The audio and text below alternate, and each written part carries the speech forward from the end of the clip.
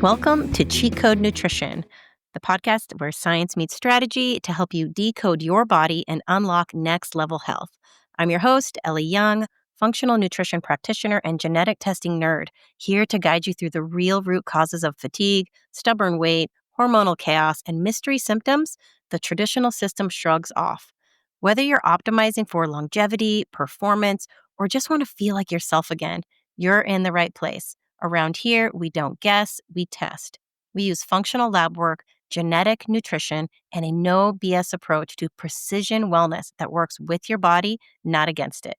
If you're ready to ditch the one size fits all protocols and start working with your actual blueprint, this is your cheat code. Let's get into it.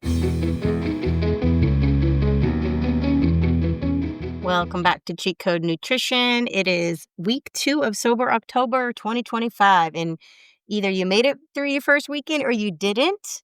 Either way, you're here, and that matters because in this episode, we are diving back into the mental cravings for alcohol, where they come from, why they're so exhausting, and how to start rewiring your brain for real change.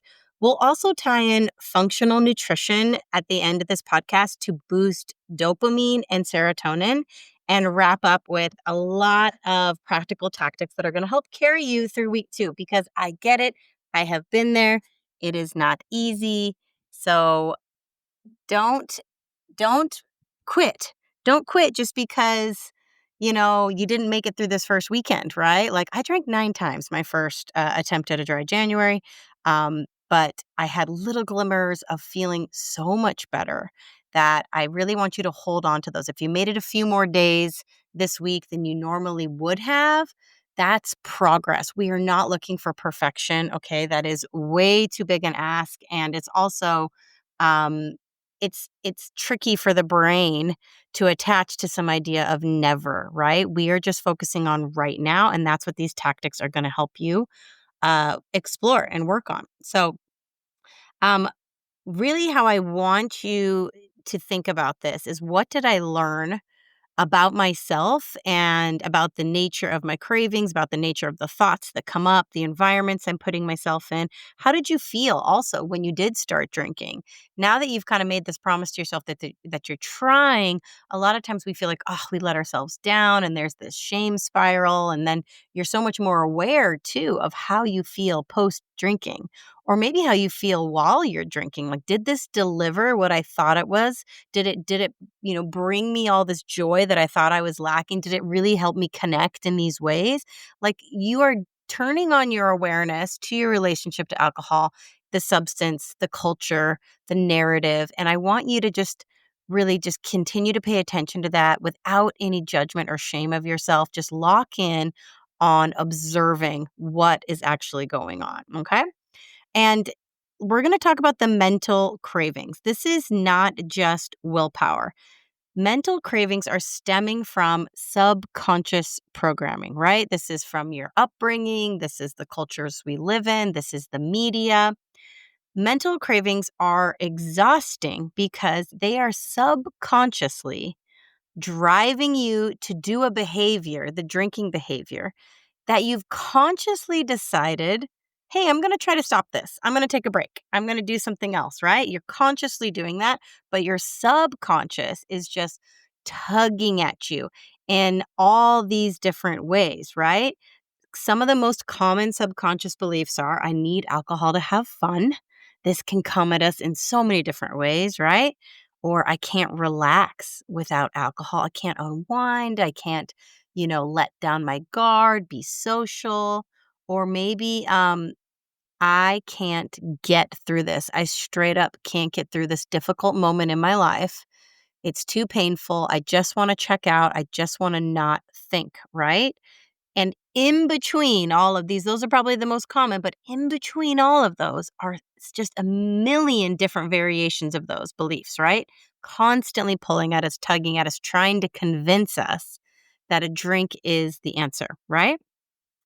And why does this matter? This matters because these beliefs are not our own, right? These were programmed into us. We did not choose them, right? They were programmed in by culture, by media, by our childhood conditioning. But this month, listening right now, this is your chance to actually, with an open mind, with a beginner's mind, without judgment, but with pure curiosity, challenge those beliefs so that we can change them, so that we can give your brain an opportunity to think a different thought about alcohol so you can feel something different, so you can have a different behavior and have a different experience, all right? We have to consciously think new thoughts so that you can feel new things about alcohol and behave a different way. This is neuroplasticity, and I'm going to teach you how to do it. All right.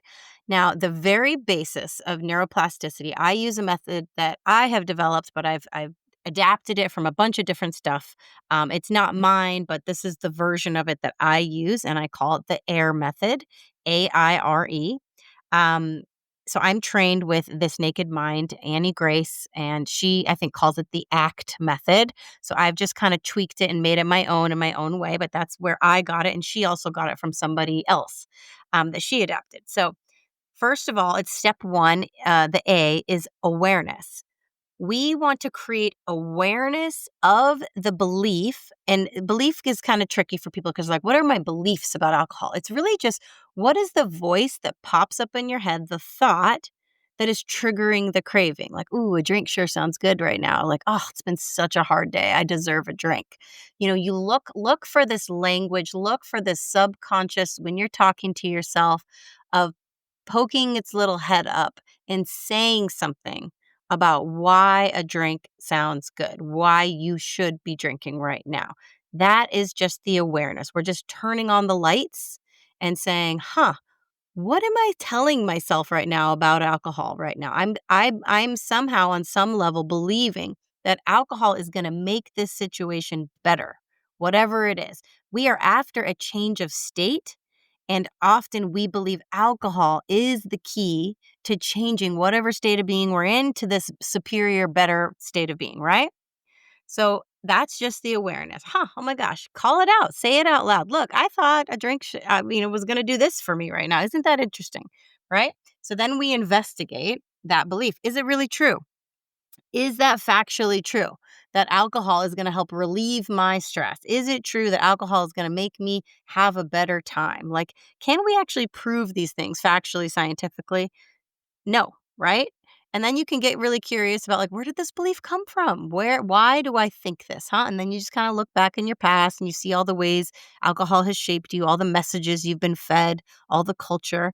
And then you ask yourself, how do I feel when I think this? When I think, oh, God, drink sure sounds good at the end of this hard day, how do I feel? It creates craving, right? And being this awareness is really important because it's the thought driving the craving, not necessarily the craving itself, right? It's this belief that alcohol is going to make it better that is creating a craving thought, a craving feeling in your body. And this actually changes your neurochemistry because your body starts to release dopamine in anticipation of you giving it alcohol. And then when we don't get it, there's this big void, there's this big gap. And the body, and then the craving becomes much, much more intense because you didn't satisfy it with the dopamine, right? So then we ask ourselves, how can I rewire this belief? How can I rewrite something else that is going to better serve me, that is actually also factually more true, right? If I believe, like the most common one, the easiest one for people to kind of break down and get is, alcohol helps with my stress and anxiety. It's going to make me feel better. Well, we actually know scientifically that alcohol actually raises your stress, it raises anxiety, it boosts dopamine temporarily, and then it crashes it with something called dynorphin, creating a craving for more, but ultimately it leaves you feeling worse than when you started.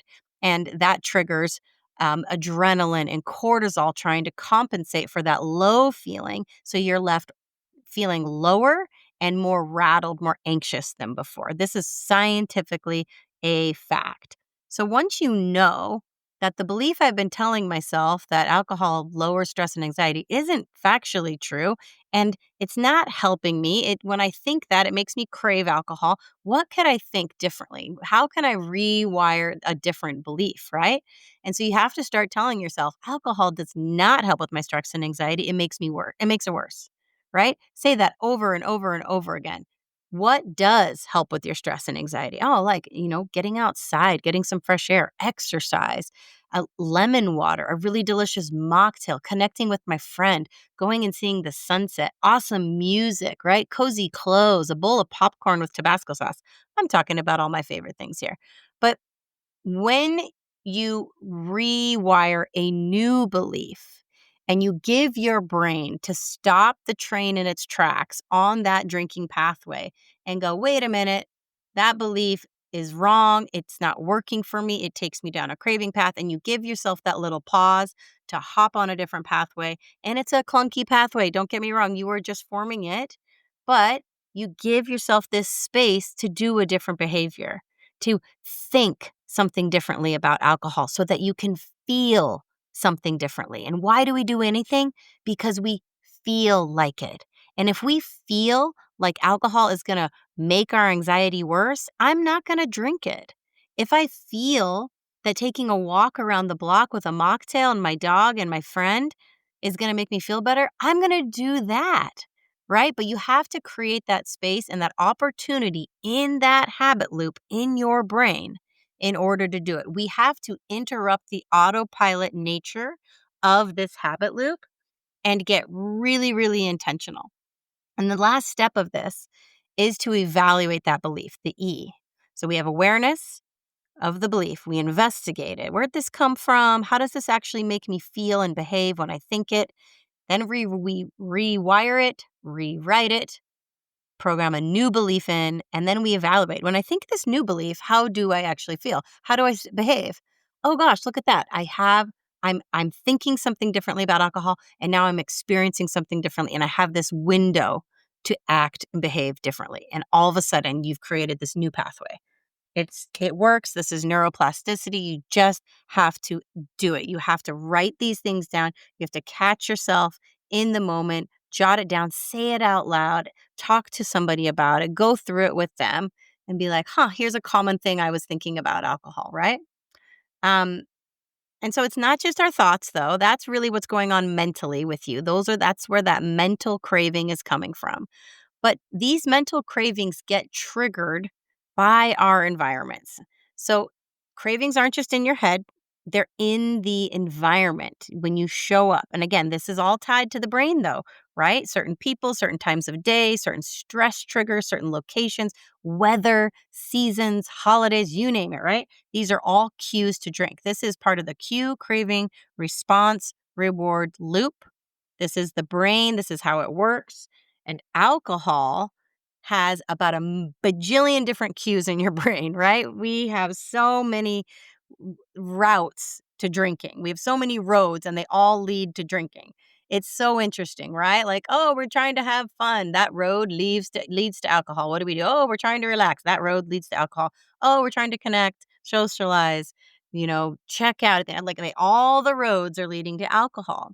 And so your brain is essentially after the dopamine that it delivers. That is the reward, right? That is the numbing. We also want the numbing. It's also a sedative, right? We want all of these rewards. And so those beliefs are basically are the kind of the fuel driving this cue, craving, response, reward inside of all of these different environments, right? But one tactic that we can do to interrupt this kind of habit loop is called decision-making fatigue. And what we are essentially doing is we are creating a roadblock, basically. We are shutting the door on the decision of will I or won't I drink tonight, right? This is the most mentally exhausting part of moderation. People that are like, maybe I'll drink tonight and I'll just have one, right? And then you think about it all day long and it's exhausting. And what does our brain do when it's fatigued and tired? It caves. It caves to the most familiar, easy pathway that requires the least amount of energy, the least amount of friction. We are asking our brain to do a heavy lift of carving new pathways this month. And so we got to conserve energy. We have to eliminate as many decisions as possible. And again, that's why moderation doesn't work too well. So, what we do is we eliminate all of the negotiating, all of the back and forth, and we say, I am not drinking tonight. That road is closed. We have put up a roadblock, and but that's not enough. That's not enough. We have to give our brain something else to do, something intentional. You have to have a plan and something novel. Our brain loves novelty. This creates dopamine. This is exciting. What will we do? By the way, drinking is old. Drinking is tired. Drinking is like the lowest of like low hanging fruit entertainment wise, right? What are we going to do? I guess we could just get together and drink. When you remove alcohol from your life and you start to realize how lame all of the drinking environments are, you're kind of like, what? Why am I here? What was I doing here? Like, you're sitting around in the same place. Like, that's what a bar is. People sit around in the same place until they get progressively drunker and they think they're having more fun. And I mean, at the end of the day, when you zoom out on that situation, you're like, wow, how many hours have I wasted here? It's kind of it's very a sobering moment to recognize how much of your life you've spent doing a whole lot of nothing but drinking. Um, all right. So, how do we get back to this novelty? Part of sobriety is surprising and delighting yourself. It is getting to know yourself again, right? Try fun non alcoholic drinks. There are so many of them. Try a new hobby. Go do something you wouldn't have done before because you would have been too drunk to drive there, or you just are like too hungover to go, don't have the energy. You think you're going to be bored because you're not drinking, right? Try out all these things. It's this opportunity to remind yourself what you like again. Find out who you are, what you enjoy. Creativity is another amazing thing to explore here, like getting into art, getting your hands dirty, gardening, getting outside, evening walks, fresh air, exercise, a playlist dance party, or just cozy self care. Lots of baths, lots of face masks, watching TV and all your cozy clothes and blankets. All right. So if all roads used to lead to drinking, to entertain you, to comfort you, to soothe you, right? What roads are you building now? You have to be intentional. You can't show up with the same old thoughts in the same old environment and expect yourself to all of a sudden behave differently. That is way too hard for your brain. You are basically flexing your conscious and trying to overpower this subconscious. We have to hack that subconscious by hacking the way we think about things and showing up in different places. Okay? So that's decision making fatigue. I want you to close the door every morning when you wake up and decide this, I am not drinking tonight. What am I going to do instead? Lean into all of the different things you can do. And that starts first thing in the morning, right? This is another tactic, staying above your 50% line. We drink when we're stressed. We drink when we're overwhelmed, hungry, angry, lonely, tired, when we don't take care of ourselves, right? When we have said yes to too many things and we're taking care of everybody else but ourselves. So don't let yourself get there. Not drinking starts first thing in the morning with how you start taking care of yourself. Start your day with closing that door. You're not drinking, so mentally slam it and plan your day. Start off with hydrating, lemon water, exercise. Exercise boosts dopamine. Fuel yourself with healthy food. Pay attention to your cycle. Ooh, what is my cycle telling me? What is my hormones telling me? What kind of stuff do I need in order to support myself today? And just manage your stress. That's all. No big deal. Just do everything perfectly. Eat well, sleep well, manage your stress well. No big deal, right? I know. Way easier said than done. But again, if you are drinking to self-medicate, which most people are because there's many shades of this, there's many degrees.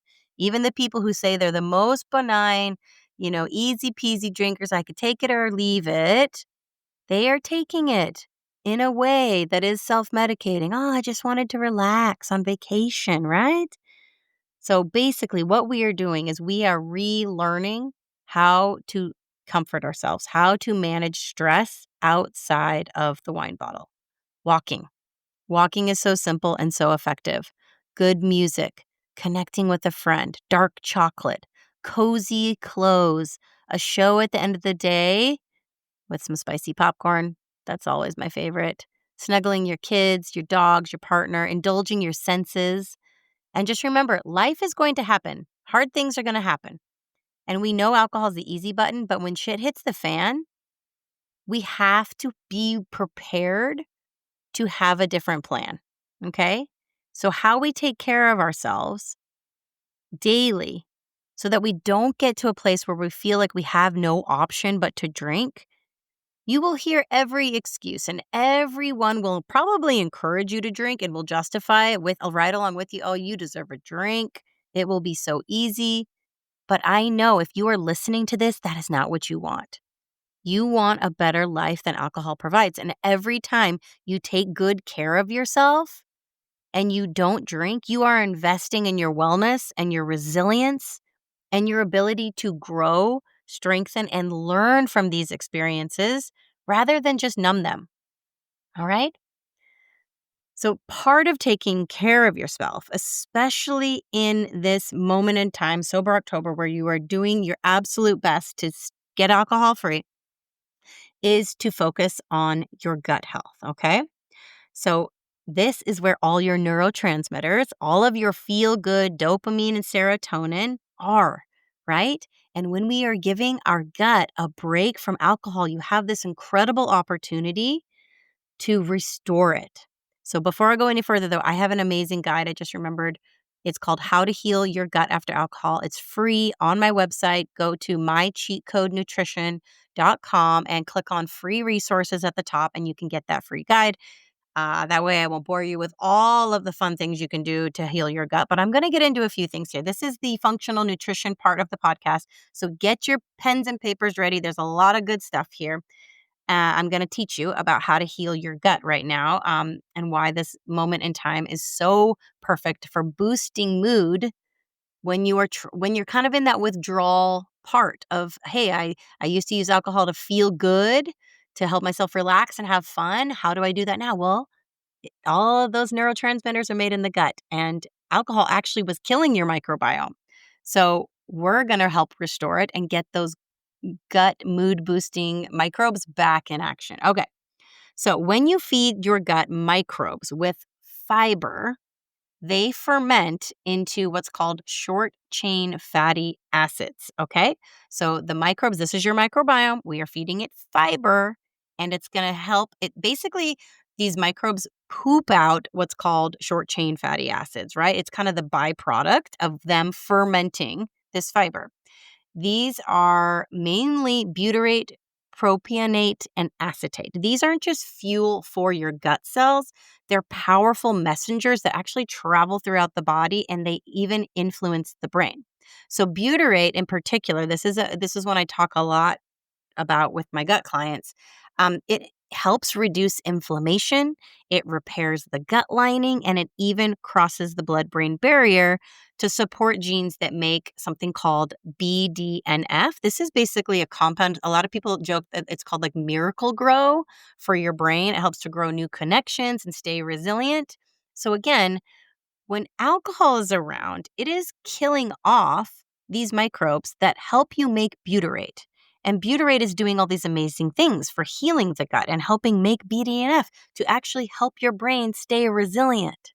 So it's just like, whoa, wait a minute. I had no idea alcohol was doing that, right? So if you're someone who's been suffering from leaky gut, taking this break from alcohol is huge. And butyrate is one of the things that's going to come back online and help heal it. All right, so get your fiber. We're going to talk more about this. These same fatty acids also help your gut make serotonin, right? They communicate with your brain through the vagus nerve. You've probably heard of this. And it also helps balance dopamine and mood. So when you rebuild your gut after alcohol, which is often wiping out those good bacteria, bringing back fiber and prebiotic foods is key. You're literally helping your microbes make natural mood boosting compounds that is also going to calm inflammation and support your brain chemistry. Okay, so this is part of why you do start to feel better, but it does take time, right? Oftentimes we have killed off this gut bacteria and we are down in the dumps and we're relying on alcohol to help us feel good. So again, there is this healing process that happens when you cut out alcohol, but how do you help that along? It's all in the nutrition, right? So I'm going to skip over. I was going to get into a little more of these short chain fatty acids, but I think it's a little too sciencey. So I am going to skip over some of that stuff today. But let's talk about the gut brain axis in practice. So a lot of you have probably heard this, that the gut affects the brain and the brain affects the gut. So here's what that looks like in real life. So when you aren't eating enough fiber, you have a low fiber diet, or you have a high processed foods diet, or you're drinking a lot of alcohol, you are essentially starving the beneficial bacteria in the gut, and you're reducing those short chain fatty acids that are so critical. This then increases your gut permeability. So your gut lining becomes kind of porous and like has holes in it, and inflammation. This is all leading to low mood, fatigue, and anxiety increase, right? Depression. Now, let's on the flip side, when you have a high prebiotic diet. So again, fiber is prebiotics. It is feeding that gut microbes. This fuels the microbes that make the short chain fatty acids. It improves the gut integrity, so it's strengthening that gut lining, and it helps regulate neurotransmitter synthesis. So it's making more serotonin and more dopamine. So you have a more stable mood, better stress response, and sharper cognition. A lot of people experience this as calling it the pink cloud effect, right? You start to feel better, but not everybody's eating a great diet when they first cut out alcohol. I know I ate a ton of sugar, ton of carbohydrates. I wasn't necessarily like on the fiber train. So I'm just letting you know from my experience, don't just eat all the sugar and pound the caffeine. That's what your brain is. That's another easy button. That's another kind of cross addiction. If you can start feeding your gut microbes with lots of colorful foods and lots of fiber, you are going to naturally stave off cravings. You're going to naturally boost your mood and feel better. So here are some foods that boost your short chain fatty acids, which is essentially boosting your mood. Prebiotic fibers. So these are Jerusalem artichokes, garlic, onions, leeks, asparagus, green bananas, chicory root. I know. Cooked and cooled potatoes or rice. Okay. I have all this. You don't have to write all this down. I have all this on my free guide in my the How to Heal Your Gut guide. So check that out on my website. But a couple more things: resistant starches. So that is like cooled oats and legumes, polyphenol rich foods. So think of your really colorful, rich, like high pigment foods like berries, pomegranates, cocoa. These like turmeric, green tea. These help beneficial gut species like Akkermansia thrive, right? Fermented foods. I'm a big fan of fermented foods, sauerkraut, kimchi, kefir. These introduce beneficial microbes that amplify the short chain fatty acid production. So fermented foods are actually probiotics. Those are adding the beneficial bacteria, and then the prebiotics, those fibers, are feeding it. So you need both. Um, just a little bonus information here. So chronic stress also reduces short chain fatty acid production. Why do we become more stressed? When we're not sleeping, alcohol actually damages our sleep, and it also raises our stress. So this also adds to increased gut permeability, which can then heighten your immune system activity and dampen serotonin and dopamine signaling. So wham, bam, thank you, ma'am. Alcohol is just not your friend, right? So, how do we really combat that type of damage and start to really heal? We want to pair a prebiotic rich diet, that's all those fibers, also with stress modulation, right? Breath work, mindfulness, morning light exposure. This is really going to amplify those mood benefits, right? All right. So I was going to go a little bit deeper on how alcohol really breaks down the gut lining, but I might save that for another episode. I think you get the gist. It essentially is killing off the bacteria that produce these short chain fatty acids, which is just it's it's creating leaky gut. It's damaging the tight junctions that are in this intestinal wall so that they become porous and leaky, and this is where it leads to more inflammation, immune system activation, and basically endotoxin leakage into your circulation. This systemic inflammation can reach the brain and blunt dopamine and serotonin signaling, a big reason mood drops after you've been drinking, right? That's why we feel so super low.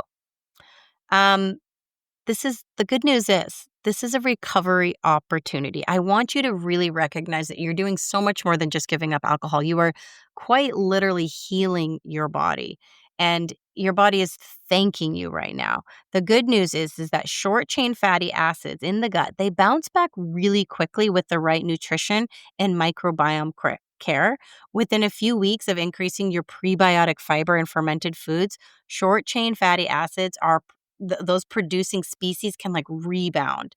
So we want to support it with other supplements like glutamine. These are other like gut healing things. Again, this is all in the guide. Glutamine, zinc, carnosine, and omega-3s. This is all going to help repair that gut lining. So butyrate producing microbes can recolonize. You're literally rebuilding the gut's like good mood factory, which is super cool, right?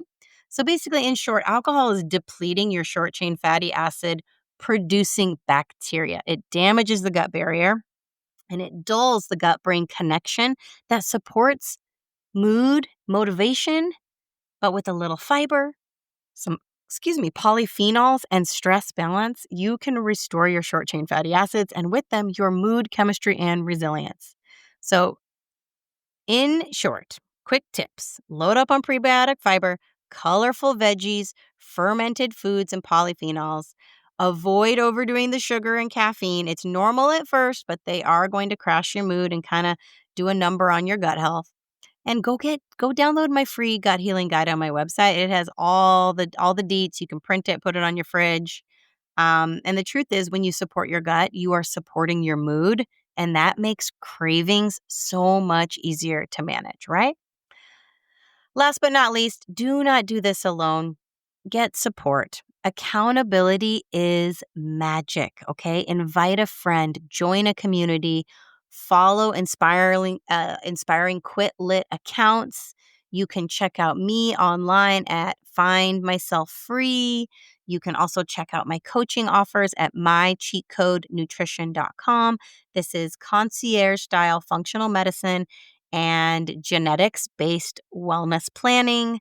I basically help you build a life where alcohol doesn't get to be the main character anymore, okay? And if you're interested in my one-on-one coaching, I want you to know that um, you don't have to be alcohol free or want to be alcohol free to work with me. That is just the little niche I'm running with right now in Sober October, because this is when a lot of people get motivated to work on their health. Alcohol is often that first domino to go. But if that's not you and you want to get into the functional nutrition stuff without tackling alcohol, that is okay too. I also work with families, and we start with your genes. That's, to me, the ultimate root cause place to start is to look at how you are built, check out your symptoms, any current labs you have, how you are feeling. I really want to get to know you as a whole person, your nutrition, your lifestyle, your habits. And from there, we start to piece together a personalized wellness plan that is going to help you heal from the inside out. Okay? So Just remember, you are doing something hard, but it is beautiful. Every time you choose not to drink, you are investing in your wellness, your strength, your future self. And as always, you've got this. I'm with you.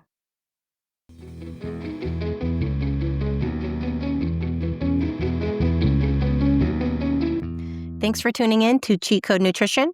If today's episode sparked some curiosity about what your genes are trying to tell you, grab my free guide, 5 Genes You Should Know to Optimize Your Health. It's linked for you in the show notes. And if you're ready to skip the guesswork and start working with your actual blueprint, check out my genetic nutrition coaching offer, also linked in the show notes. Your next level of health might just be one test away. Until next time, stay curious, stay nourished, and don't forget, your body's not broken. It just speaks a different language. Let's learn to speak it fluently.